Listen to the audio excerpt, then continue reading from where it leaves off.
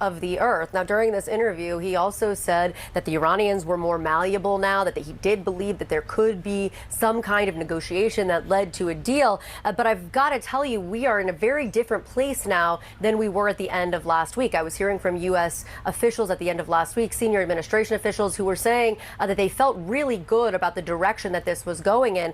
Instead, now we're starting to see this really seem to devolve. And President Trump posted on social media about what we were seeing in the Strait, saying Iran has taken some shots at unrelated nations in respect to the ship movement. And he also noted it was a South Korean cargo ship. Then he essentially says that maybe South Korea should join them on this mission, talking about the war in Iran. And then he goes on to talk about the fast boats, which we've heard about, and then that tomorrow there's going to be another one of these press briefings by the Secretary of Defense, Pete Hegseth, and the Chairman of Joint Chiefs of Staff, Dan Kane.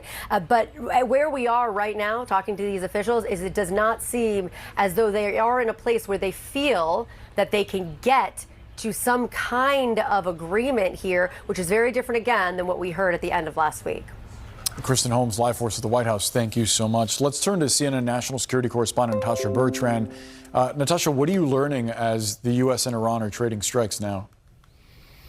Yeah, Boris, our U.S. Central Command Chief, Admiral Bradley Cooper, he held a call with reporters earlier today, and he kind of outlined how the U.S. military is going about trying to guide these commercial ships through the Strait of Hormuz, essentially via a huge U.S. military presence that involves guided missile destroyers, over 100 land and sea-based aircraft. Yeah, it's incredible. He didn't even mention the ongoing strikes on the UAE, lol. Iran has taken some shots at unrelated nations with respect to the ship movement, Project Freedom, including a South Korean cargo ship. Perhaps it's time for South Korea to come and join the mission. We've shot down 7 small boats, or as they like to call them, fast boats. It's all they have left. Other than the South Korean ship, there has been, at this moment, no damage going through the strait. Secretary of War Pete Hegseth and Chairman of the Joint Chiefs of Staff, Dan Kane, will have a news conference tomorrow morning. Thank you for your attention to this matter, President Donald J. Trump. CENTCOM's commander wants to keep it a secret whether he knows if Iran has hit his own ships. Yeah, Commander Admiral Bradley Cooper says more commercial ships are en route to travel across the strait after 2 U.S. flags successfully traveled out of the strait. When I asked how many ships had been hit by Iran, he declined to give a number. Don't tell the enemy you know what they've been able to achieve. Seems great.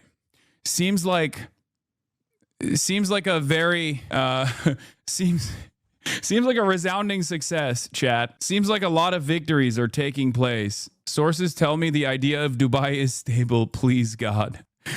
Borzo Daragai says the UAE, the fact that or Sultan Al Ali, the fact that the Arab League is silent while the IRGC targets the UAE and threatens shipping is unacceptable. Why haven't we heard clear condemnations on these attacks?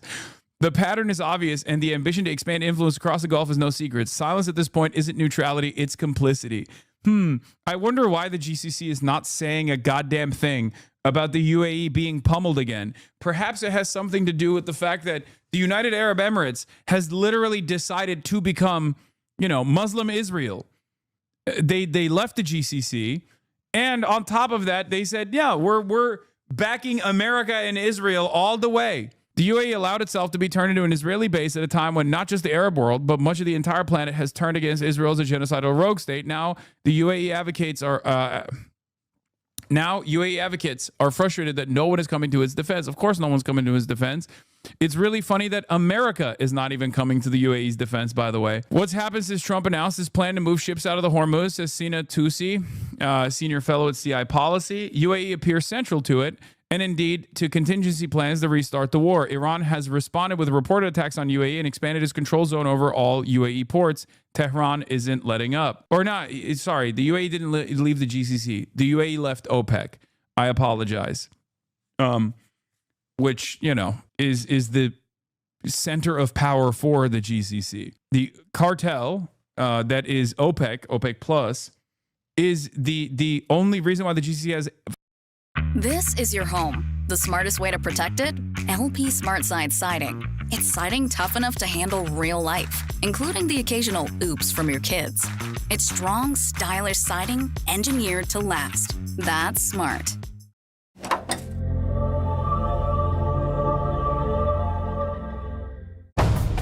How are you going to pitch the power? Trita Parsi analysis on drop site. All right, we'll look at friend of the show Trita Parsi's take on this. But just in, President Trump said Washington will launch a maritime effort. Oh, this was last night. President Trump said Washington will launch a maritime effort starting Monday morning, which has already started. Okay. To escort foreign vessels out of the Strait of Hormuz, citing requests from countries with ships stranded amid regional tensions. Trump described the plan, Project Freedom, as a humanitarian mission and said any interference from Iran will be met forcefully. He also said, I'm fully aware that my representatives are having very positive discussions with the country of Iran and that these discussions could lead somewhere very positive for all. Iran had also released it's some unbelievably demands weak. that are basically What are we the same doing, as the man? previous demands, but parsing it up in a short-term and long-term negotiations process. They did that yesterday. But what's funny about all of this is that all the oil futures pumping from Operation Freedom has already been wiped out by the missile and drone attacks on the UAE law. The interesting predicament here is that what are we doing? It is so made. It goes back to what I was saying about Donald Trump doing unbelievable damage to the confidence that people had in American security. Both threatening an already fragile ceasefire. Today, the U.S. military says it blew up 6 Iranian small boats in the Strait of Hormuz after Iran launched. Wow, they blew up 6 jet skis, dude. Profound military achievement. Profound military accomplishment by the world's most powerful naval force. Okay? Wow, they blew up 6 go-fast boats. It's over. Quote, multiple cruise missiles, drones, and small boats at U.S. Navy ships and commercial vessels. The exchange of fire happening just hours after President Trump announced that the U.S. will begin helping guide stranded ships out of the strait. Meantime, the UAE is accusing Iran of renewed missile and drone attacks, the first since early April, including a drone strike on an Emirati oil port, causing a large fire and injuring 3 people there, according to officials. Let's go to CNN's Kristen Holmes at the White House right now. So, Kristen, what is the administration saying as tensions with Iran appear to be escalating? It's not just the tensions that are escalating, Boris. We're also hearing it in President Trump's rhetoric. He just did a brief phone interview with Fox in which he said essentially that if the Iranians target U.S. ships in the area, that they will be, quote, blown off the face of the earth. Now, during this interview, he also said that the Iranians were more malleable now, that he did believe that there could be some kind of negotiation that led to a deal. But I've got to tell you, we are in a very different place now than we were at the end of last week. I was hearing from U.S.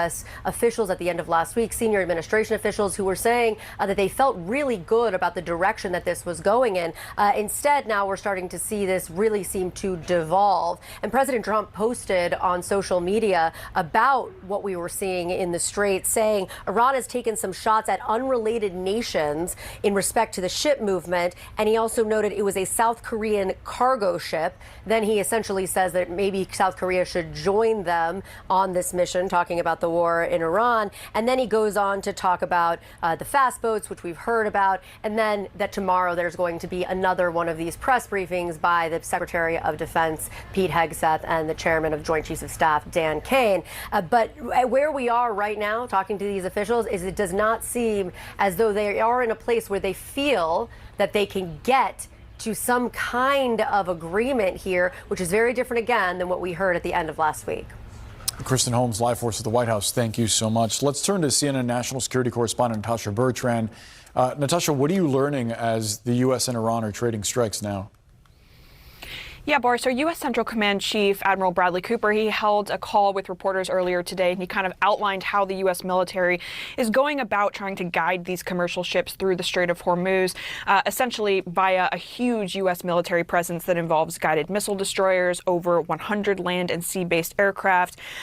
Yeah, it's incredible. He didn't even mention the ongoing strikes on the UAE law. Iran has taken some shots at unrelated nations with respect to the ship movement, Project Freedom, including a South Korean cargo ship. Perhaps it's time for South Korea to come and join the mission. We've shot down 7 small boats, or as they like to call them, fast boats. It's all they have left.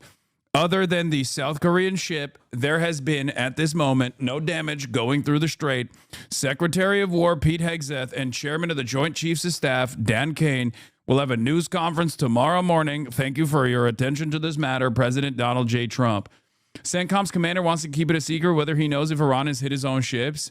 Yeah, Commander Admiral Bradley Cooper says more commercial ships are en route to travel across the strait after 2 U.S. flags successfully traveled out of the strait. When I asked how many ships had been hit by Iran, he declined to give a number. Don't tell the enemy you know what they've been able to achieve. Seems great. Seems like a very seems like a resounding success, chat. Seems like a lot of victories are taking place. Sources tell me the idea of Dubai is stable, please God. Borzo Daragai says the UAE, the fact that or Sultan Al Ali, the fact that the Arab League is silent while the IRGC targets the UAE and threatens shipping is unacceptable. Why haven't we heard clear condemnations on these attacks? The pattern is obvious, and the ambition to expand influence across the Gulf is no secret. Silence at this point isn't neutrality, it's complicity. I wonder why the GCC is not saying a goddamn thing about the UAE being pummeled again. Perhaps it has something to do with the fact that the United Arab Emirates has literally decided to become, Muslim Israel. They left the GCC, and on top of that, they said, yeah, we're backing America and Israel all the way. The UAE allowed itself to be turned into an Israeli base at a time when not just the Arab world, but much of the entire planet has turned against Israel as a genocidal rogue state. Now, the UAE advocates are frustrated that no one is coming to its defense. Of course, no one's coming to his defense. It's really funny that America is not even coming to the UAE's defense, by the way. What's happened since Trump announced his plan to move ships out of the Hormuz, says Sina Tusi, senior fellow at CI Policy. UAE appears central to it, and indeed to contingency plans to restart the war. Iran has responded with reported attacks on UAE and expanded its control zone over all UAE ports. Tehran isn't letting up. Or not, sorry, the UAE didn't leave the GCC. The UAE left OPEC. I apologize. Which, is the center of power for the GCC. The cartel that is OPEC Plus, is the only reason why the GCC has power. Trita Parsi analysis on drop site. All right, we'll look at friend of the show Trita Parsi's take on this. But just in, President Trump said Washington will launch a maritime effort. Oh, this was last night. President Trump said Washington will launch a maritime effort starting Monday morning, which has already started. Okay. To escort foreign vessels out of the Strait of Hormuz, citing requests from countries with ships stranded amid regional tensions. Trump described the plan, Project Freedom, as a humanitarian mission and said any interference from Iran will be met forcefully. He also said, I'm fully aware that my representatives are having very positive discussions with the country of Iran and that these discussions could lead somewhere very positive for all. Iran had also released some demands that are basically the same as the previous demands, but parsing it up in a short-term and long-term negotiations process. They did that yesterday. But what's funny about all of this is that all the oil futures pumping from Operation Freedom has already been wiped out by the missile and drone attacks on the UAE law. The interesting predicament here is that it seems as though the Trump administration is going to continue conducting military operations rather than engaging Iran diplomatically.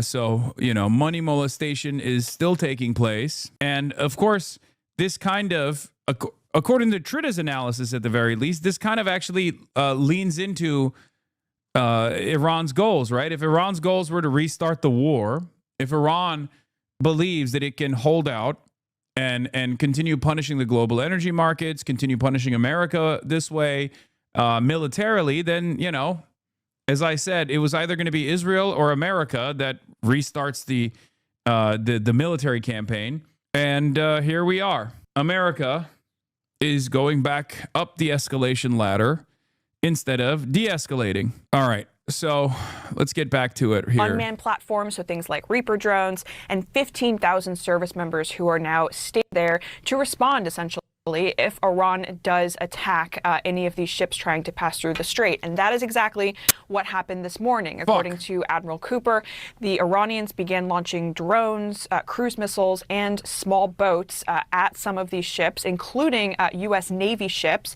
And the U.S. military then responded by blowing up about 6 of these small Iranian boats using Apache and Seahawk helicopters. Now, it's important to note here that Admiral Cooper did not say whether or not this means that the ceasefire is over, given that the Iranians and the Americans are now trading shots essentially in that strait. He would only say that the U.S. is going to continue to act defensively to try to protect these ships as well as, of course, its own assets. And one other thing is that he really emphasized that there are no escorts going on right now of these commercial vessels in this area by the U.S. military. Instead, they say that this kind of overarching defensive package that they have built up in that area is creating deterrence. Now, the Iranians, they might have a different perception of that because, of course, they continue to try to take shots at these ships in the waterway. But the U.S. military is saying, look, it's better for us to have this big overall Your audio has issues. It keeps sparking. No, it's CNN VODs. CNN VODs have notoriously had that one like weird crunch that happens all the time. We don't know why, but presence here rather than escort each ship one by one through the strait, which could actually leave them more vulnerable in the end, Boris. The conflict overspilling from the tensions in the Strait of Hormuz back onto land, back to where it was before the ceasefire went into place almost a month ago, as well as those missiles from Iran hitting the UAE, well, 3 intercepted, as you say, one hitting that port of Fujairah. Also in Oman, a tiny seaside hamlet in the peninsula that sticks up into the Strait of Hormuz. That was hit, 2 people injured in a civilian residence there as well. So not just limited to the UAE, but Oman as well getting dragged back into this. As CENTCOM has been saying, they've been able to support what President Trump is calling Project Freedom, and that is an effort for humanitarian reasons to guide commercial vessels that have been stuck now for 2 months inside the Gulf, out through the Strait of Hormuz, out to deliver their goods to the rest of the world. That has involved at least one guided missile destroyer, according to CENTCOM, passing through the Strait of Hormuz today and getting into the Gulf. 2 U.S.-flagged commercial vessels making it out, but then a confrontation, according to the Iranian media, IRGC, saying that they confronted with rapid and quick actions preventing a U.S. naval vessel getting into the Strait of Hormuz. At least one Iranian media saying that there were shots fired at the U.S. vessels. Now, CENTCOM has denied that. Now, what does that very complicated and rapidly developing picture look like? It looks like what was conversations about a talks process has turned into significant kinetic activity. The Iranians, though, the ball is in their court to respond to the proposal put to them by the White House over the weekend. Nick, is it fair to say that this is still technically a ceasefire if you're seeing that kind of attack against Gulf allies and the U.S. response? what's his name? What did he say? That was weird. That was a moment. That was a weird moment. Okay, let's just keep going. Let's just keep going. He didn't mean it. I wasn't alone, it seems, in hearing the words that came out of his mouth, but let's just keep going. Against these boats in the strait? I think it's really in question. I spoke with Iranian officials on Friday here, and they said they were very concerned that any sort of easing of blockades around the Strait of Hormuz, they were very concerned that the United States would move in with the Navy to try to take control there. So what appears to be happening by projecting the effort to guide these commercial vessels out of the Strait of Hormuz, it has sort of upped, if you will, that tension, that suspicion on Iran's part that plays into their lack of trust about what the United States' real intentions here are. I have to say, despite that, we've seen these spikes in tensions before, and after a few days, things can potentially calm down. But Iran, again, has escalated beyond the tensions with the U.S. Is there a world where we actually look at this stuff sincerely? Iran has escalated tensions. Buddy, there is currently a tolling process on the Strait of Hormuz and a negotiations process. None of this would have happened if America didn't decide to bomb Iran alongside Israel in an act of perfidy during a previous negotiations process. This is ridiculous. Iran has escalated. What do you mean? They brought Iran to the negotiations table and then said, off. What is supposed to happen here? What are they supposed to do? Just not maintain their leverage? Of course they're going to maintain their leverage. This doesn't make any sense. But he's talking about today's escalation. No, am I missing something? Yes.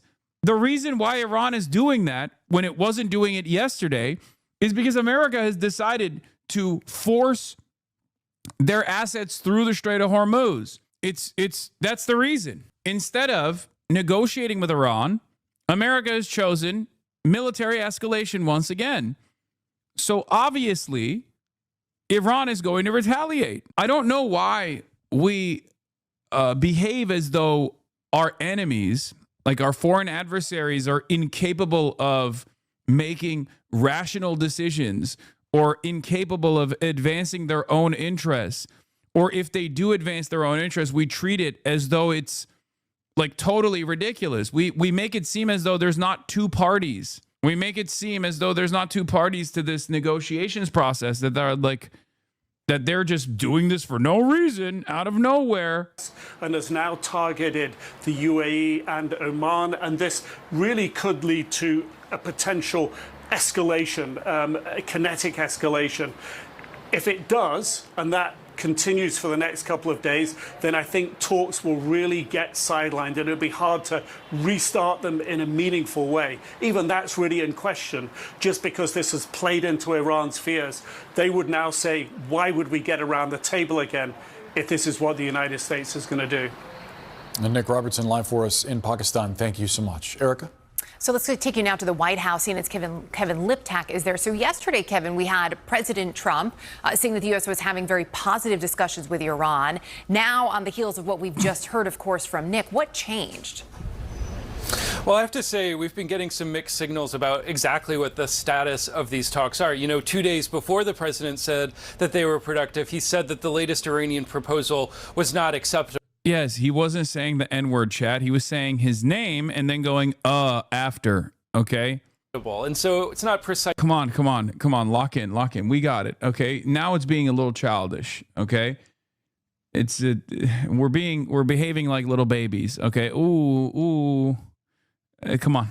Precisely clear where exactly those talks stand, and certainly it's unclear now that we have seen this exchange of fire between the U.S. and Iran. FARS, a military-informed source. The fire in the UAE was the result of the U.S. Army's adventurism.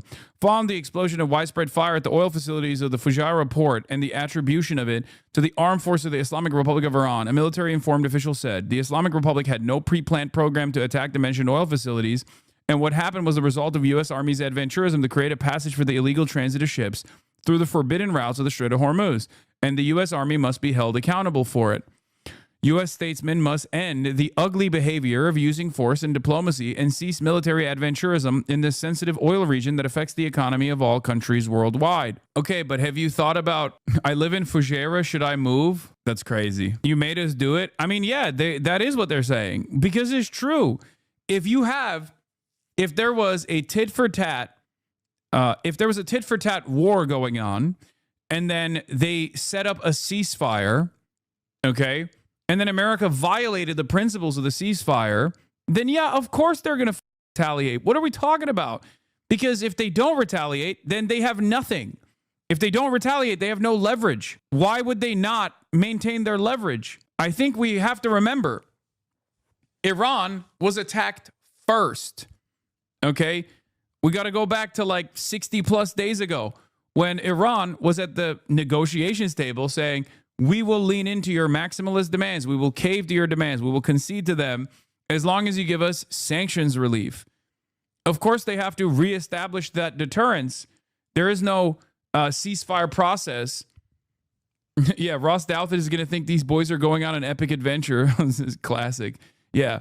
Adventurism in this circumstance means like erratic and decentralized modes of violence. Like it's just irrational, erratic violence. Okay, that's what adventurism is. It doesn't mean it's not a positive thing. It's a negative thing. Okay. The reason why I'm explaining it one more time is because a lot of people don't know, and I use the term I use the term adventurism as with a negative association to it, and yet people often think that means going on an adventure. You know, it's not a positive thing. Okay. Yeah, W adventures. Okay. Iranian officials have been abnormally quiet despite over 3 hours of strikes being reported in the UAE. Well, they released the statement already. In the Strait of Hormuz, you know, I think it was clear leading up to the president's decision to put this new initiative into place that he had been growing relatively frustrated with the stasis that had occurred. You know, the war was not happening because the ceasefire was in place, but the Strait was also not reopened, and the talks seem as if they were deadlocked. And this seems to have been his attempt to try and break some of that stalemate to get the ships flowing through this very critical waterway. But of course, the risk there is that the Iranians... Why is Iran attacking the UAE and not Israel? I don't know. Maybe because currently, as it stands, the United Arab Emirates, which can be seen as an extension of America and Israel, is participating in breaking through the blockade alongside the United States of America. Perhaps that's the reason why the UAE is being attacked. Fire on some of these ships. The ceasefire is off, and all of a sudden, the U.S. is back at war with Iran. It had been, I think, unclear this morning what exactly Project Freedom would entail. American officials were quick to point out that this was not an escort mission. The word the president used was guide these ships through the Strait of Hormuz. Just in the last hour, we have heard from the head of Central Command, Brad Cooper, describing this as a, quote, a multiple layer effort using aircraft, using ships to sort of create a coordination cell that would allow these ships. Also, Israel did send Iron Dome batteries, apparently. An Israeli air defense system deployed to the UAE was used to intercept an Iranian missile today, CNN reports. It was recently reported that Israel deployed at least one Iron Dome battery. Bro, if I'm Ukraine, I'm pissed, by the way. Dude, famously, if you recall, in the early days of Russia's invasion of Ukraine, Zelensky came out and was like, Mr. President, we would like to get the Iron Dome, okay? And Israel, because of its, neutral allegiance to Russia, said, off. They literally refused to give Ukraine an Iron Dome or any Iron Dome batteries whatsoever. They said, we can't let them fall in the hands of our enemies, Russia. So in the eyes of Israel now, the United Arab Emirates is worthy of an Iron Dome defense system as opposed to Ukraine. If I am Ukrainian, if I am Zelensky, I look at this and I go, what are you guys doing? Well, Ukraine kind of well without, though. That is crazy. You think it would not have been good to rush ship a bunch of Iron Dome batteries in especially the beginning? Are you crazy? To to population centers especially?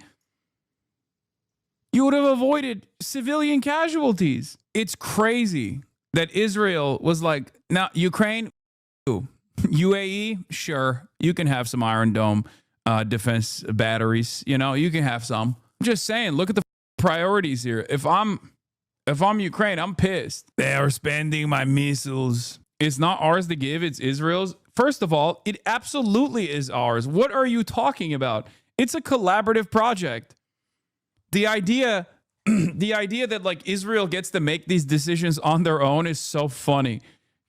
Okay, dude. It's not the case at all. To go through the safest channel in the Strait of Hormuz, and just by their presence, try and provide some reassurance to these shipping companies and to the pilots of these vessels that it was in fact safe to transit. Now, what we've seen this morning is, yes, Central Command says that some vessels have gone through, but overall, traffic is still down. So it remains to be seen just how effective this approach will be. For the last 3 weeks, the US Navy has been blockading ships from leaving or reaching Iranian ports. But now the mission is expanding with what President Trump calls Project Freedom. No naval escorts as such, but an attempt to guide neutral shipping. Yeah, this was also funny too. The Volodymyr Zelensky, in any normal country, purchasing stolen goods is an act that entails legal liability. This applies in particular to grain stolen by Russia. Another vessel carrying such grain has arrived at a port in Israel and is preparing to unload. This is not and cannot be legitimate. Joel Petlin goes, question for Grok. How many other countries in the world are getting shipments of stolen Ukrainian grain? And how many of them has Zelensky called out for it? Implying that the Jewish president of Ukraine is somehow anti-Semitic for singling out Israel, taking advantage of stolen, Russian theft of Ukrainian grain. What a fucking unbelievable situation. Zelensky's Jewish, by the way. 800 Patriot missiles were used for air defense in just 3 days in the Middle East. Ukraine received 604 years of full-scale war. Russia, Iran, and North Korea form a new axis of evil. Ukraine was the first to confront this axis. We continue to fight, but we need support. The free world must stop managing this threat and start defeating it. If there's one country that is more worthy of these defenses, I would say it's Ukraine. Ukraine was illegally invaded by Russia, okay? Illegally invaded and occupied by Russia under the standards of international law. Not that it matters, obviously. We all know that it's not worth anything. There is a legitimate reason to aid in the defense of Ukraine. We bombed Iran. There was no reason for us to bomb Iran at all, okay? So what doesn't make any sense is for Ukraine to, on the one hand, get mad about how many Patriot missiles were used to defend the Gulf nations after we decided to bomb Iran, while simultaneously be like, no, but we got to keep up the fight. Israelis in general care way less about Ukraine in either direction than pro-Israel Anglophones. What you're seeing is a crazy, jilted lover's reaction from people with Ukrainian flag, American flag, and Israeli flag in the bio. But what makes this whole episode particularly deranged is that Ukraine is not even attacking Israeli state policy. They're asking to stop a private business from a corrupt transaction that has nothing to do with Israel's national interests. The disconnect I'm seeing between Hebrew language and English language Israel Twitter is utterly fascinating. I'm actually pretty optimistic that the black market grain issue will be resolved, but someone should probably look into this as well. In Hebrew, we should probably stop this, maybe boycott whatever company is doing it. In English, those ungrateful Ukrainian swine must learn their place. Why is North Korea catching strays here? Did they do something that I somehow completely missed? No. The DPRK, the Democratic People's Republic of Korea, has been aiding and abetting the Russian invasion, both with artillery, with their artillery production, because they have a lot more munitions, and now with sending of they've sent troops. Of troops, as a matter of fact. And initially, the DPRK troops that they sent were simply used within Russian borders, but I'm pretty sure they have been also actively invading Ukrainian territory as well. It was initially sent to defend Kursk, but since then, I don't know if they're. Since then, I feel like they've been on the front lines as well. They've been captured inside of Ukraine, so. They signed a mutual defense pact with Russia when Ukraine invaded Kursk. They activated the treaty and asked for Korea's help. Yeah. And I think the North Korean state has said that 1,400 troops have died in the process as well, right? Isn't it? I think it's 1,400 troops, if I'm not mistaken. Do a lot of them defect? No. What? No. Dude, that is... No, of course. No, they do not defect at all. What do you mean? The Ukrainians used to initially make jokes about the DPRK soldiers, but no, their attitude has shifted as well about the DPRK soldiers in general. That they say that they're pretty tough. Lindsey Graham is demanding aid for the United Arab Emirates here. The combination of Iran's attack against UAE's vital infrastructure and continued attacks on international shipping, including a South Korean cargo ship, more than justifies a big, strong response to inflict further damage on Iran's war machine. The UAE has been a champion ally in this fight, doing everything that's been asked of them and beyond. Iran's recent brazen attack against the UAE tells me a lot about who's in charge in Iran and the chance of a diplomatic solution anytime soon. A forceful response with our hard Marines, with the hardest of penises. On behalf of our ally, United Arab Emirates, will reinforce that America is back as a reliable ally, helping to further wash away the damage caused by the Biden administration on this front. First of all, the Biden administration, okay, from his estimates, did not do this much damage to American force projection capabilities, did not do this much damage to longstanding security arrangements. There is no comparison. I hate Biden for what he did in Gaza. He is a genocidaire, and he will always be remembered as a genocidaire, okay? Having said that, the idea that between Biden and Trump, who has actually destroyed the confidence that the rest of the world had in the American military is not even a question, okay? It's not even a question.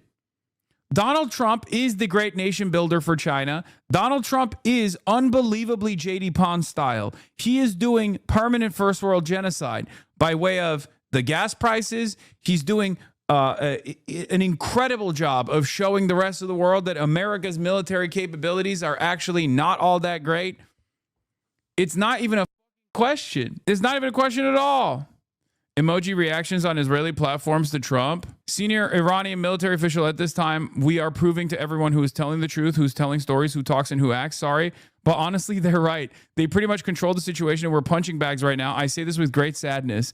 Israel news from the field, uncensored on Telegram. One person was shot by security forces. Weak Trump. Trump in his speech, the war will end very quickly and oil prices will drop like you've never seen. Throw up emoji. Trump avoided saying that the ceasefire was violated. It was not heavy fire. Most were shot down. Clown emoji. Israeli Telegram channels do not with Donald Trump's statements on this. They were already very upset. They were already very mad, according to plenty of reporting at this point, that Donald Trump was even remotely invested in doing a ceasefire with Iran without completely destroying the Iranian state. Okay, Trump did not say that Iran did not violate the ceasefire. He simply did not address the question. Israeli news without censorship. Let's look at the shaky ceasefire at risk, which Donald Trump doesn't say Iran violated for some reason. Okay, Jonathan Karl, in a conversation with Jonathan Karl, ABC News chief Washington correspondent, he said, President Trump said, or President Trump stopped short of saying Iran has violated the ceasefire. Regarding the Iranian drone and missile attacks on UAE today, they were shot down for the most part, Trump told me. One got through, not huge damage. Regarding the Iranian attack on a South Korean ship, we're going to look into it. Shots were fired at the South Korean ship, and I think South Korea should take some action. This was a South Korean ship riding by itself. It was not an escorted ship. Stranded by the conflict to safety. We will use the best efforts to get ships and crews safely out of the strait, Mr. Trump said on social media last night. They are victims of circumstance. This is a humanitarian gesture. The U.S., we are just firing if fired upon. We are not the provocateurs here, but if the Iranians want to escalate here, we are willing to escalate. The Americans say 2 ships successfully crossed the strait today, helped by U.S. Navy destroyers. But in a return to open... Bro, asking one of our vassals to do their own defense is so funny. I'm serious. It's unbelievably weak for America to be like, yeah, I know we fucked everything up for you guys, but like you should probably send whatever like naval asses you have. Is so funny. What are we doing, man? What are we doing? It is so made. This goes back to what I was saying about Donald Trump being a great nation builder for China. It goes back to what I was saying about Donald Trump doing unbelievable damage to the confidence that people had in American security. Murtaza Hussein from Dropsite says, South Korea should take some action. South Korea was not consulted about the war or involved in it, nor does it have the expeditionary capabilities or network of military bases in the Persian Gulf necessary to secure shipping there. What are they supposed to do? What are they supposed to do?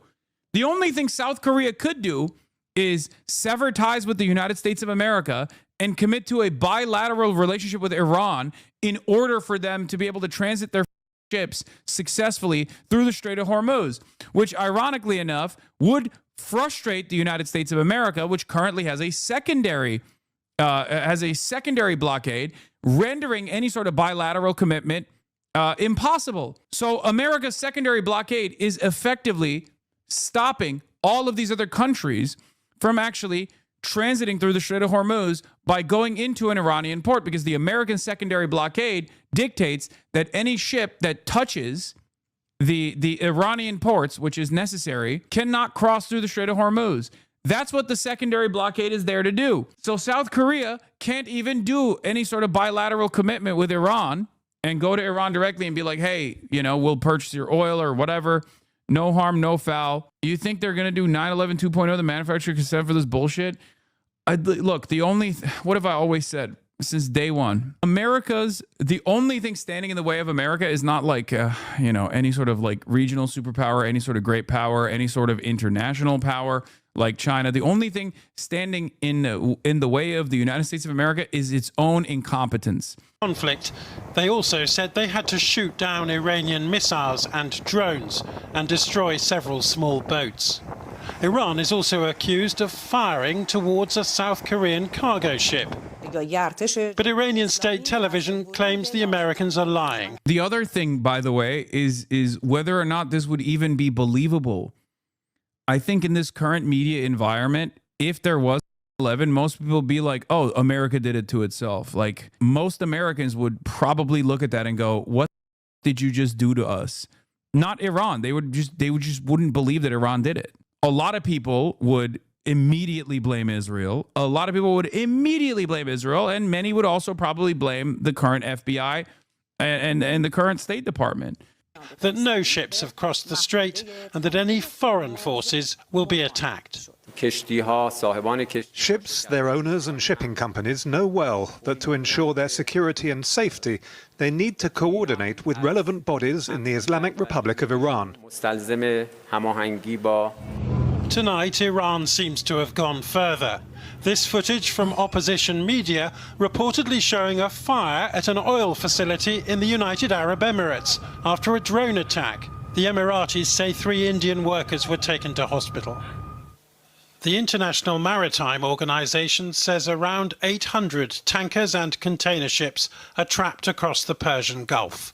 These ships have an estimated 20,000 sailors on board. This is the only internationally recognized safe route for them to travel through the Strait of Hormuz.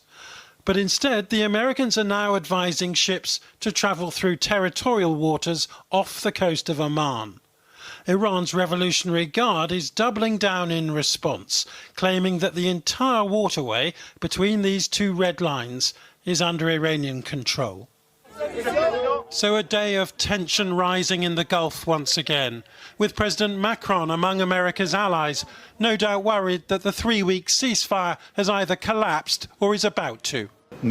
What we want most of all is a joint reopening between Iran and the United States. That's the only solution that will allow us to permanently reopen the Strait of Hormuz, allow free navigation, and do so. Bro, this guy literally, this guy in the United Arab Emirates is freaking the out. I hear them going off. Pray for me, chat. Bro, get out of there. If you have the money to get the out of there, get out of there. He's like, I'm in Faraja, bro. I hear the bombs blowing up in the distance. We're praying for you. We're praying for you. Well, I don't think you can get out of there because I assume that they suspended the flights, but without restrictions or tolls. Tonight, the United Arab Emirates are saying they intercepted 3 missiles here, while a 4th fell into the sea. The Emiratis describing this as a serious escalation to which they reserve the right to respond. Well, Kate Fisher is in Washington for us. What's the latest from President Trump? Well, as he begins this operation to try to help the freedom of movement, it looks like this is the most fragile that this ceasefire has been. He's just within the last hour told Fox News that if the Iranians attack US ships, they will be blown off the face of the earth. He's also taken to his Truth Social platform and said that Iran has been taking some shots at unrelated nations. He's referring to a South Korean ship there, and when you're so rich you forgot that you can move by legs instead of plane, buddy, just look at a map. You know what I mean? It's not super easy to take a multiple day trip out of there. Okay, yeah, just walk out of the United Arab Emirates, this guy said. Fell into the sea. What is this? Much worse than last time. Nearly 1.2 gigawatt fire detected. This was 30 minutes ago. Fujairah was struck. Yeah, it's a lot. Guys.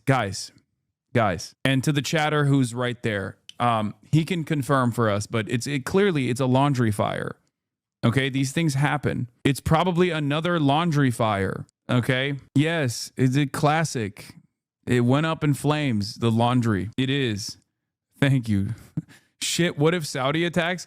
Oh, yeah, that's the other. Well, I don't think they're going to do that right now. But, you could also be invaded by Saudi Arabia at some point. There's that, too. I would just get the out of the United Arab Emirates if I lived there. I'm just saying. He joked, maybe now South Korea will join my effort. He has regularly wanted other countries to support the US here.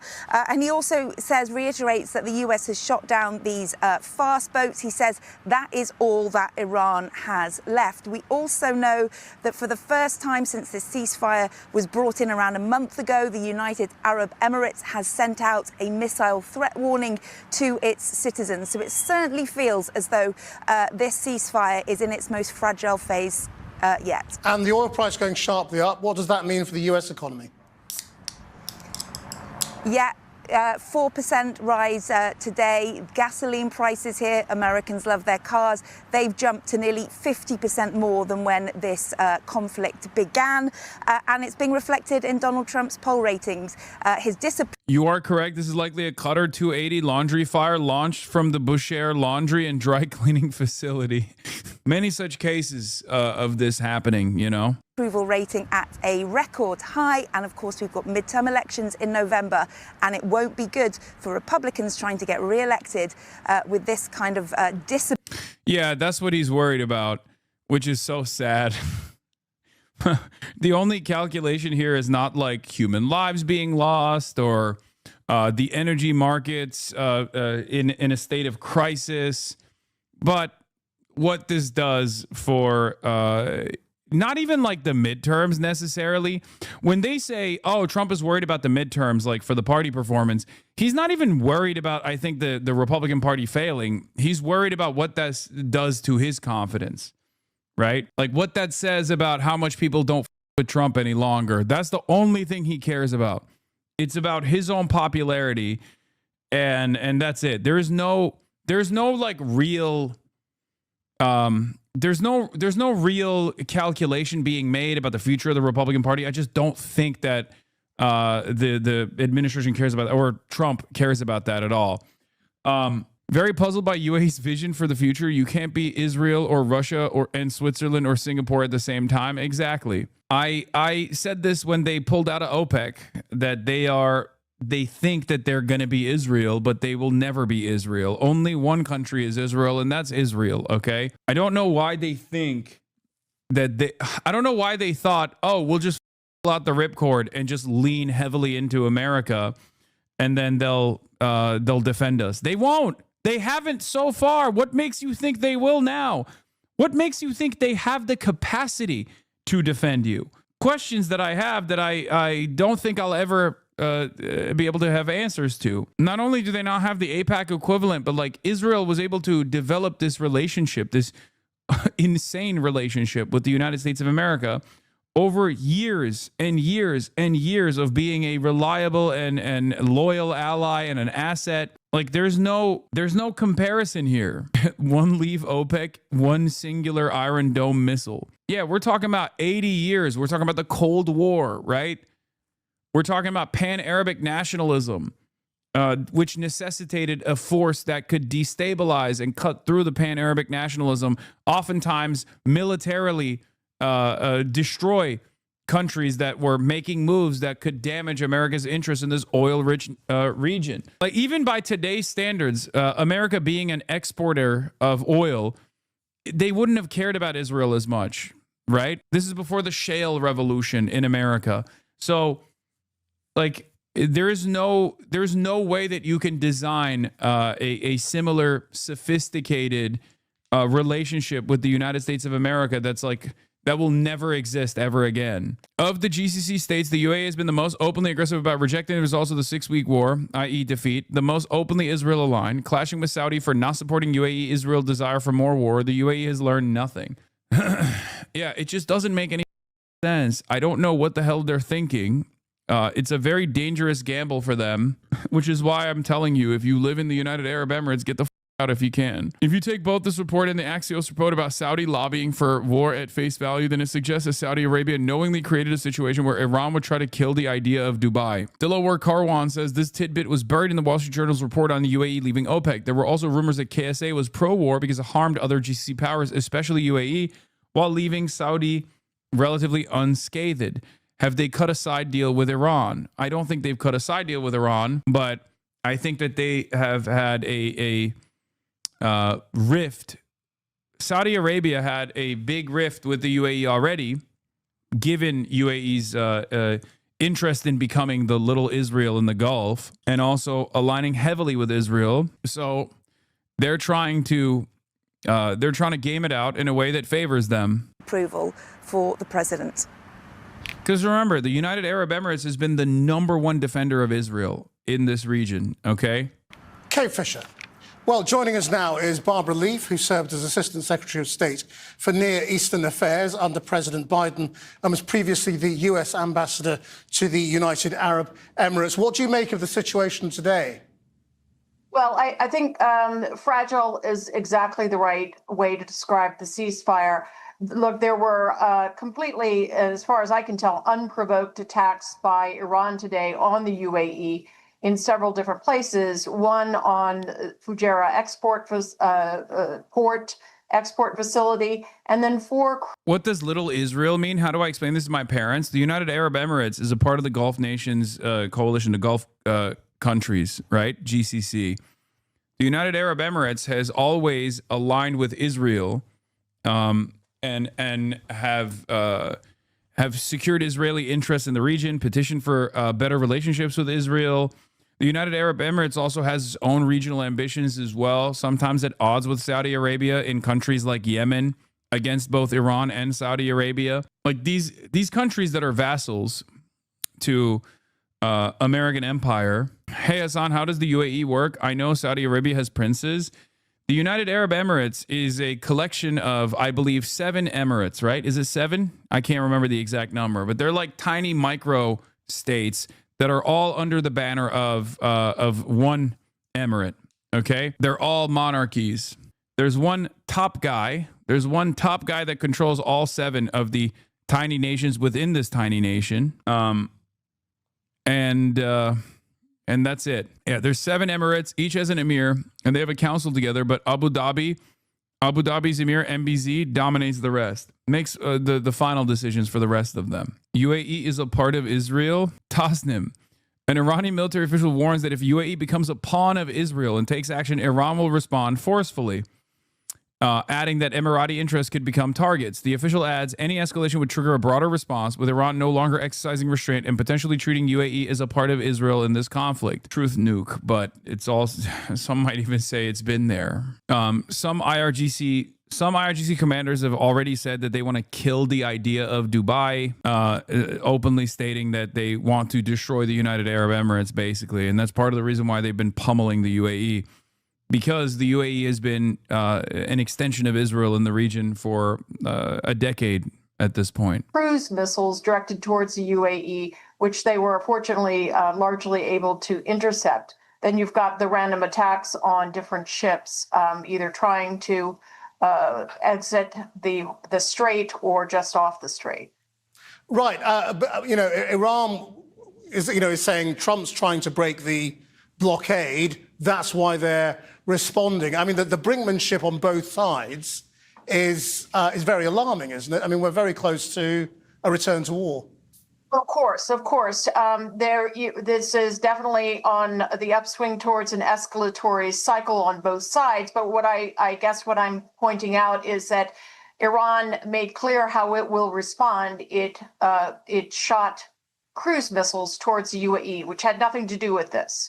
The U.S. Navy trying to clear a way for ships transit.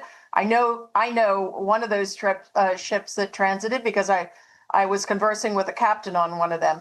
So like people who are asking, what about Azerbaijan? They are like the UAE too. Azerbaijan is a relatively new player in all of this.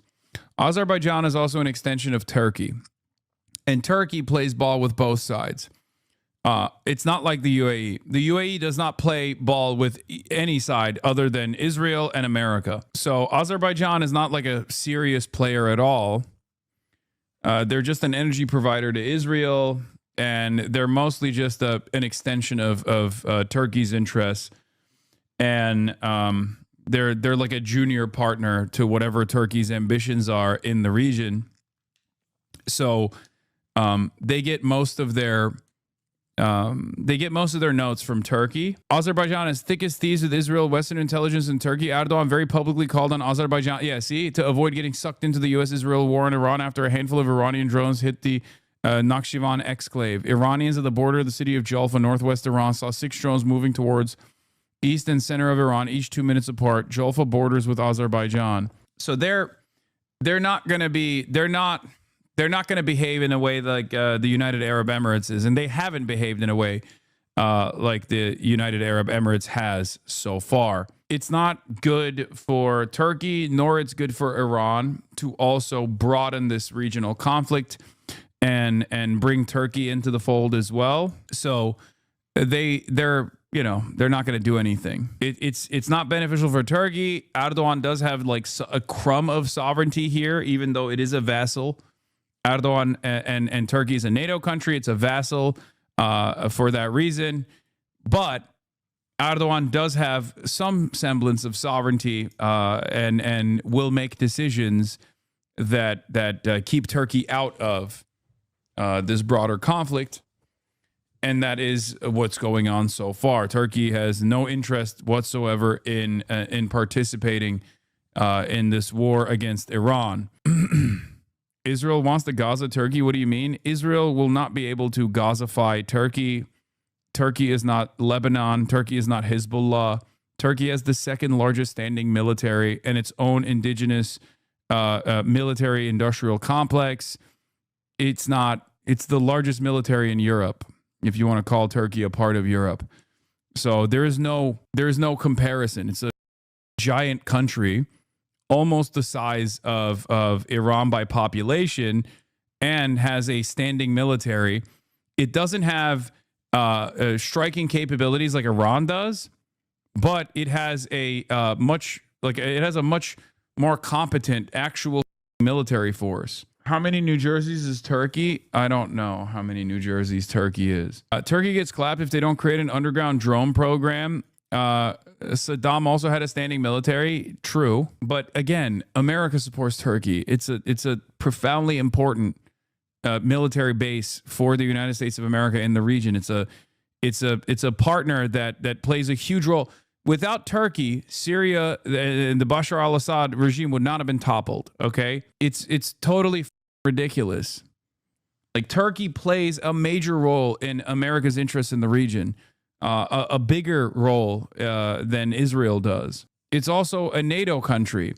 Turkey also, given its fake sovereignty, can play the role of a mediator between Russia and America at times. Turkey always plays both sides, but never forget, we're talking about a country that has American nukes inside of American military bases inside of its national boundaries.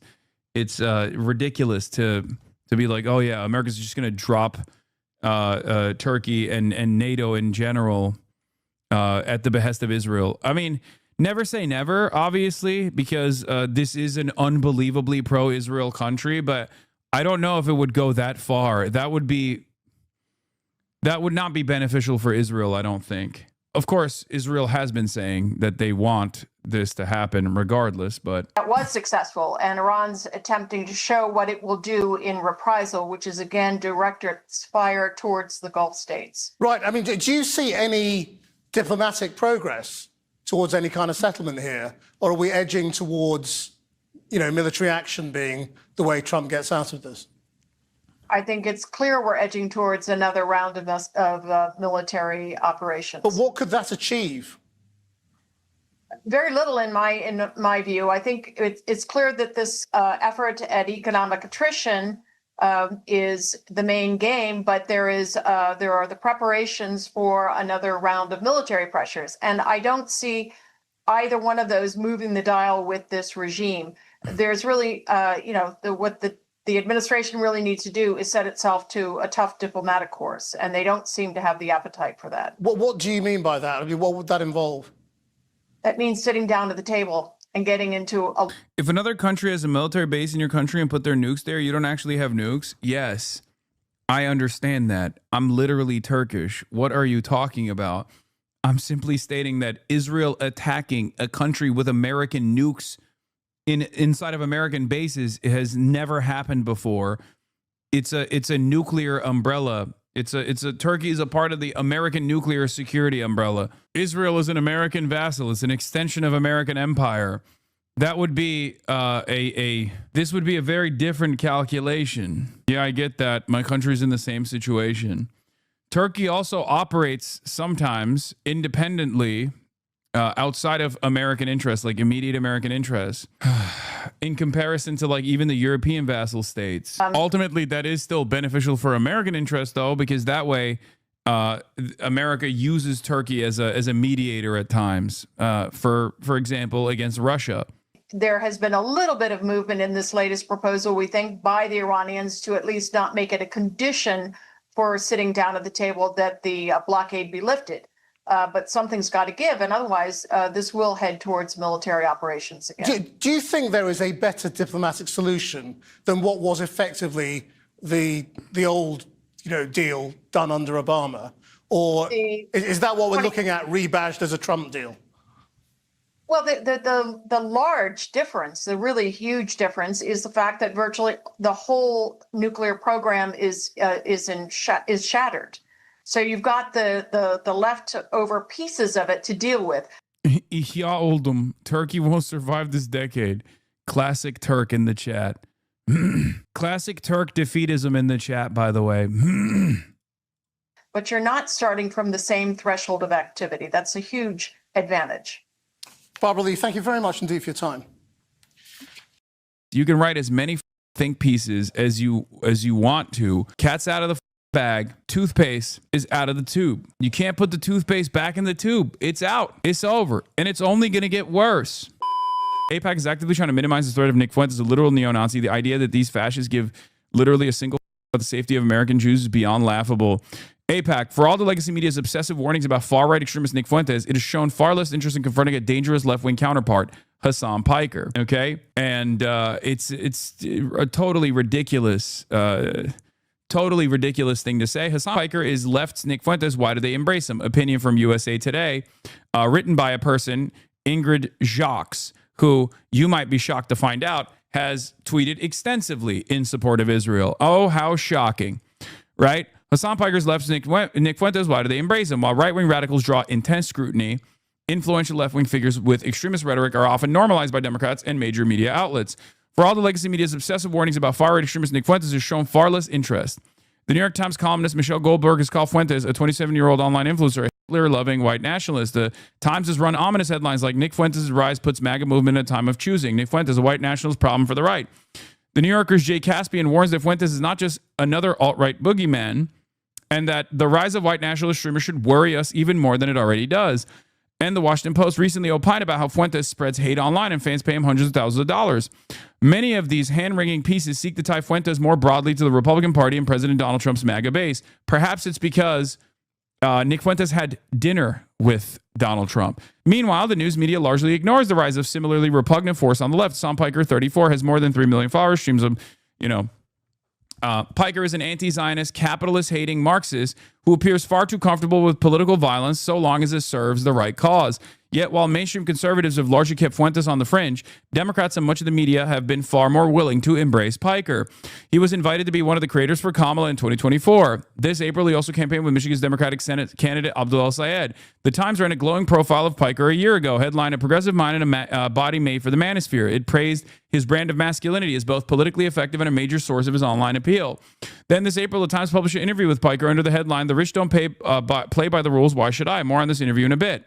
Piker's growing popularity among progressives has coincided with a broader and deeply disturbing rise in left-wing tolerance for political violence. Just on April 25th, a gunman targeted President Donald Trump at the White House Correspondents' Association dinner. Hey, that gunman, for the record, had a worldview that was a lot closer to yours than mine, especially on the issue of Israel. Okay, just saying, the gunman was pro-Israel. Can't be giving that to me. Polling also suggests alarming ideological divide. After the December 2024 assassination of United Healthcare CEO Brian Thompson, another survey found that a shocking 41% of voters under 30 viewed his murder as acceptable. The cultural environment makes Piker's rhetoric especially concerning. On a show, he said, yeah, killed him, killed those motherfuckers, murdered those motherfuckers in the streets, blah, blah, blah. The New York Times platforms Piker's extremism. Despite Piker's long record of violent and revolutionary rhetoric, the Times has shown little hesitation in legitimizing him. In an April video conversation with the Times opinion culture editor Nadia Spiegelman and New Yorker Gia Tolentino, Piker casually joked alongside plenty of laughter about shoplifting or microlooting as a form of political protest. The premise was absurd but revealing. Yeah, perhaps that's the reason why I was joking around, because I also consider the premise to be absurd, because I don't think it's like a serious or sincere. Dog, is shocking and electrifying how many bad articles coming out about you. Big dog, what's going on? I love this kind of thing because these guys sincerely think that, like, I'm terrified of you saying that accusing me of shocking my dog. You know? Oh man, you are so clever. Hey, boomer. You are so clever and so smart. You really got me. Well done, chatter. We all think you're brilliant, you know? She's dead now. Got him. Yeah, you got me. I'm terrified of this. 2014 account, bro is 45 years old. Yeah, bro, go fucking build a family, okay? Go build a home. Start a family, buddy. Anyway, even more alarming was Piker's discussion about the assassination of CEO Brian Thompson. Drawing on Frederick Engels, the Marxist theorist and co-author of the Communist Manifesto, Piker invoked the concept of social murder to rationalize public sympathy for Thompson's killer. Brian Thompson was engaging in a tremendous amount of social murder. He went on to blame America's private healthcare system for the tremendous amounts of pain, that argued that this systemic suffering explained why many people immediately understood or sympathized with Thompson's death. Yeah, this is my favorite type of person, by the way. The guy who, like, genuinely understands the point I was making and will just openly reveal it and then still go, but it's bad that he said it. Yeah, exactly. That's my point. How is this any different than he made a good point and I hated that? You're on your valuetainment right now, King. Thank you. Rather than clearly condemning murder, Piker framed, I did condemn it. I did. In other words, Piker sympathized with cold-blooded murder for social reasons. Democrats and legacy media are right to call out Nick Fuentes. He deserves it, but that's no excuse for the very real extremists on the left. Okay, so, yeah, so she wrote this article. AIPAC boosted it, right? Comparing me to Nick Fuentes. Here, let's take a look at Nick Fuentes. Let's take a look at what Nick Fuentes is saying. We're already a non-white country. I just want to trigger warning. Trigger warning. He will be saying the N-word with a hard R. Country, get a grip, get real, bro. We already live in Mogadishu. We already live in Islamabad. Have you been outside LA, Chicago, New York? We live in hell. And that's just what, and you know, it's what it is. I got my James Fish back. I shouldn't have said hell with the quarter. I told myself before the show, I was like, don't say anything out of pocket. You're repping the campaign. I'm not on the campaign. I'm not involved, but I was like, don't say anything too crazy. Yeah. If you look at a guy like this and say that, like, wow, this guy is like basically the same as Hasan Abi Piker, you're an insane person, right? Yet AIPAC is making that comparison. This author is making that comparison. Perhaps there's a reason why a lot of adults in mainstream newsrooms don't make that comparison. Because that's an insane comparison to make. And it's not one that actually ends up hurting me. It's one that ends up normalizing Nick Fuentes. Okay? So these groups openly erode our democracy for unlimited support to kill Palestinian children, and we have to act like they're paid stooges in the media class have anything worthwhile to say. Which most people don't. Most people don't actually see that. Most people don't actually consider that to be worthwhile anyway, but they're still chirping regardless. And the reason why they're doing it is because there's a lot of very powerful big donors that obviously care about this, and they just want to continue this media cycle over and over again with the hopes that it just it disciplines the rest of the media, or at the very least gums up the works, right? Make sure that every time I fucking have any conversations with anyone outside of my immediate circle, I have to address the same 5 quotes over and over again. They also have to address it. It's a way to try and punish people. We're now on month 3 of the media cycle, right? The combo of Israel's committing a genocide and they criticize Israel and criticize Jewish people broadly because that many Jewish people support Israel is actually Nick Fuentes' view, widely and correctly regarded as rooted in anti-Semitism. Exactly. We don't play by these rules. We don't assume that like an entire population is in support of a country. It's just not how that goes. And you're never going to get me to agree with that statement. Okay.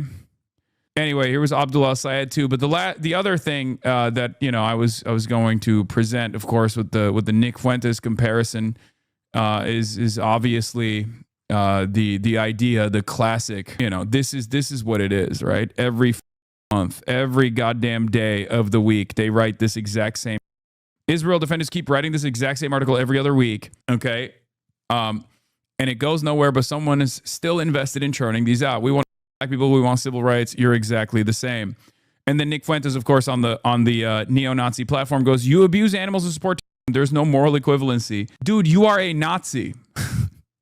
What the are you saying? Yeah, of course there's no moral equivalency between you and I. Yes, you are the bad guy.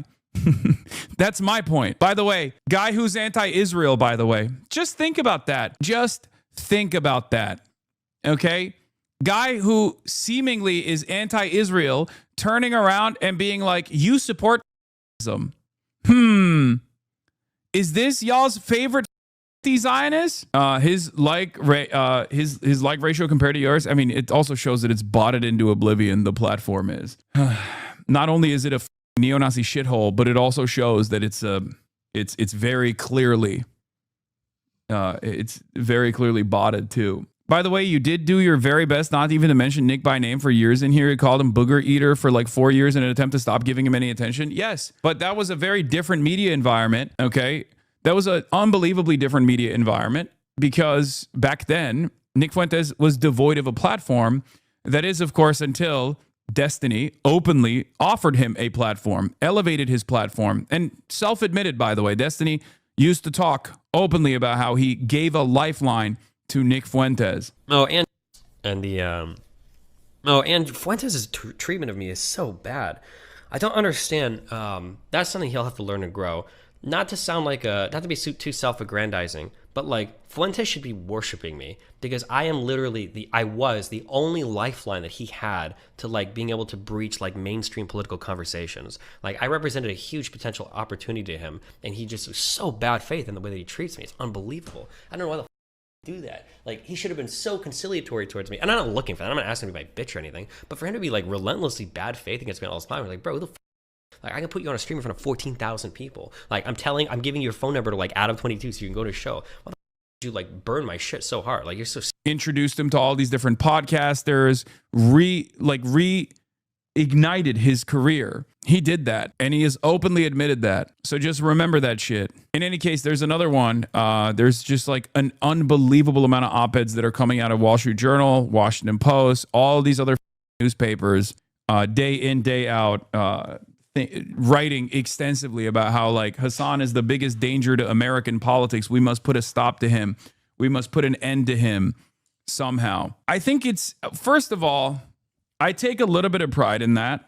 I will admit, okay? For 2 reasons. Number one, I take pride in that because clearly these guys think I have a lot more emotion than I truly do, okay? The fact that they think this is like a good use of their time is I don't think it's appropriate with the limited amount of motion that I have. The other reason, any chance that you have more motion than you think, I don't have this level of motion.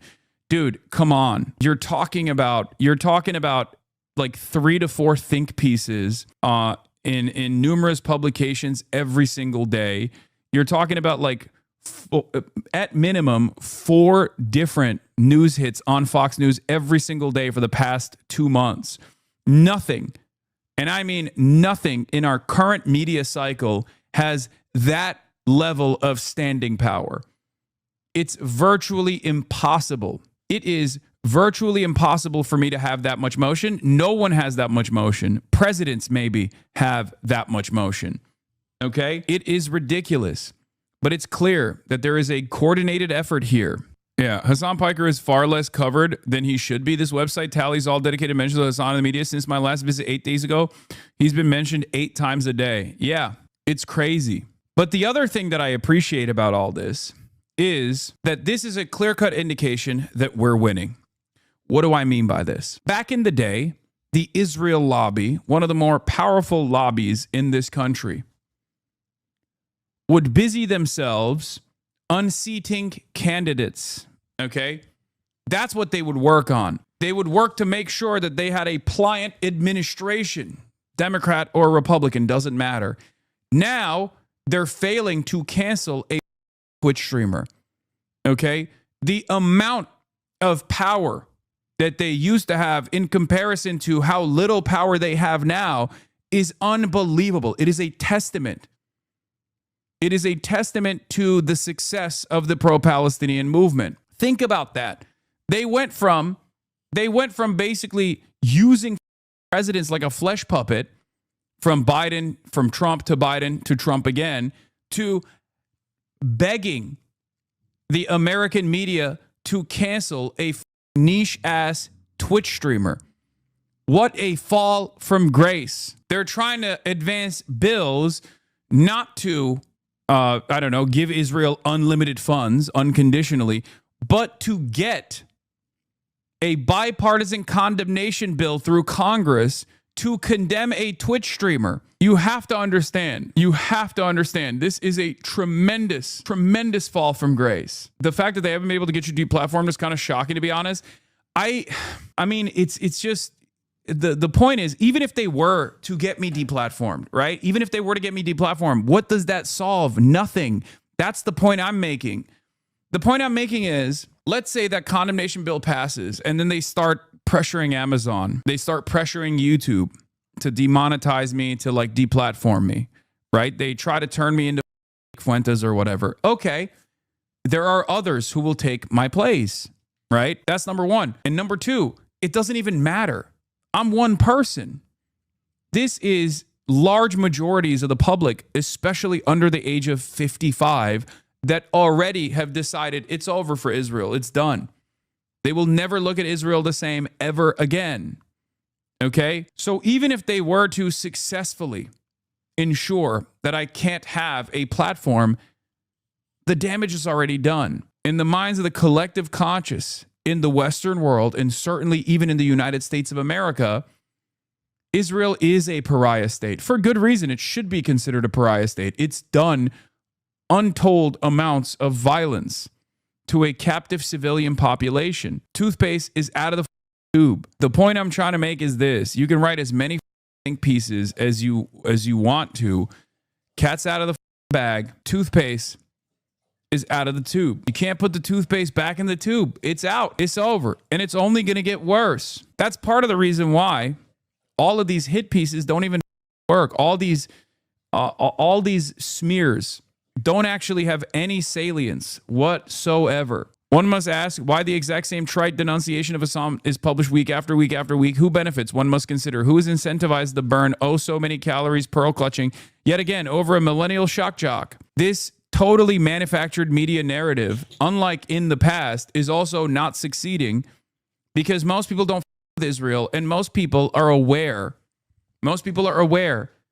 that every prominent critic of Israel gets hit with the anti-Semitism ray. They get called an anti-Semite over and over and over again. So we're living in very different times than even 2-3 years ago, where this level of a smear campaign would have absolutely destroyed any chances I ever had in continuing a media career. I would have been deplatformed. I would have been probably even debanked at this point. You know what I mean? They would have fucking been like, yeah, you can't have a bank account in America. It's over for you. Like, to this degree, having this many articles written would have been over. What worked for Corbyn, okay? Like, it worked for Jeremy Corbyn because it was a very different time. It was a very different time. And therefore, it worked for Jeremy Corbyn, constantly smearing him as an anti-Semite over and over again, right? I think if Jeremy Corbyn was the head of the Labour Party right now and saying the things that he got yelled at for saying right now, it wouldn't work. It would not work at all. The last thing I want to play for you is this Abdul take, and then this idiotic response from Jonathan Chait, and then we're gonna get to situation monitoring. If you're more frustrated by the idea that I would campaign with Hasan Piker than you are frustrated by the idea that we have backstopped a genocide or that we continue to rob people of getting basic healthcare in their country, I think you don't understand morals. To me, morals are about big things. People should have healthcare. We shouldn't kill children. Those are, to me, morals. And you need to be able to figure out how to do those things in the world, sometimes working with people who don't share your morals. And like, that's what makes politics hard, but it's not complicated, right? It's really not complicated. What is this? If you're more frustrated by the idea. I don't know why you sent me the ass man tweet. But yeah, me to my wife, if you're more frustrated by shacking up with a stripper than millions of people lacking healthcare, you don't understand morals, says Jonathan Chait. Again, very weird take. Your wife would probably be happy to not have your ugly ass around. John, stop frequenting strippers. Why the vote is supposed to care about your marriage problems? Did Abdul say you don't share his morals? The implication there is that people should be way more focused on the actual issues at hand rather than what a Twitch streamer has said. By the way, music to my ears. The New York Times saying that if you said those words, which are true, and we all know this to be true, it is unbelievable to hear a New York Times journalist say those words. Anyway, let's get to Tucker Carlson. You spent a day with Trump. Tucker Carlson did an hour and 51 minutes with the New York Times, and there's some gems in here. Trump, and sort of like you're in this kind of dreamland. It's like smoking hash or something. It's interesting. Very interesting.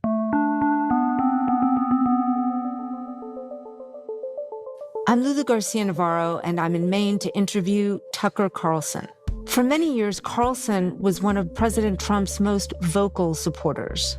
I mean, I've always agreed with Trump's policies, always. And here I am with a full-throated, utterly sincere endorsement of Donald Trump. But recently, Carlson has publicly broken with Trump. He's not only come out against Trump's decision to go to war with Iran. This is the single most foolish thing any American president has ever done. He now says he regrets supporting the president. You know, we'll be tormented by it for a long time. I will be. And has become a vocal and influential critic of the administration. This whole thing is like dooming anyone connected to it. A man who can read the mother room.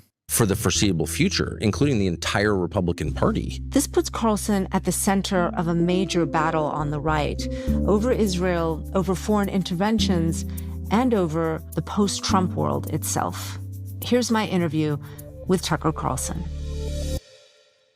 Tucker Carlson.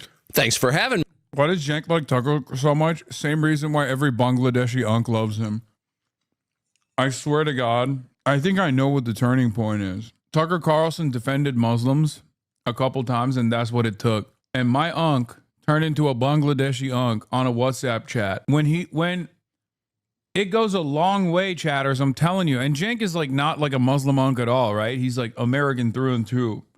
But when you got a white boy, I mean, just country white, okay? We're talking, well, not country club white, right? Tucker Carlson is the definition of a wasp in the dictionary. When you got a guy like that, especially a guy who is not only like critical of Israel, but also defensive of Islamophobia, a guy who has been a prominent leader in the right-wing movement, come out and defend Islam and defend Muslims, it's over. That played a big role, I think, in my unk assessment. And Cenk is not even like remotely Muslim. I mean, he's Mr. Atheist, right? He's like a little bit of a edgy Reddit atheist almost, even though he has duked it out with Sam Harris for years over the Islamophobia stuff. So it's obviously important to him, right? This is like an issue. It's understandable. It's an issue that pertains to social justice. And from his perspective, Tucker Carlson coming out and like attacking Islamophobia, saying that like Israel is fomenting Islamophobia, that was huge, I think. Me. Very excited for you to be here. Thank you. In Maine, we should say. Any excuse to come to Maine is always a good reason. Most people don't come to this part of Maine, so I'm grateful that you did. It's all parts of Maine are good parts. I wanted to sit down with you for a number of reasons. You've been at the center of conservative media, obviously, for a very long time. By extension, it's politics. And I want to get your perspective on this moment, on your evolution, your worldview. You recently made quite a dramatic break with President Trump over the war in Iran, and so I'd love to hear about that. I want to start, though, in the lead up to the conflict. You said that you spoke to the president several times about the plan to attack Iran before it actually happened on February 28th. I'd love to hear a little bit about that. Was it just you and the president in those meetings? Can you just give me a sense of what was going on there? Well, I've been speaking to him about Iran for 10 years. Right.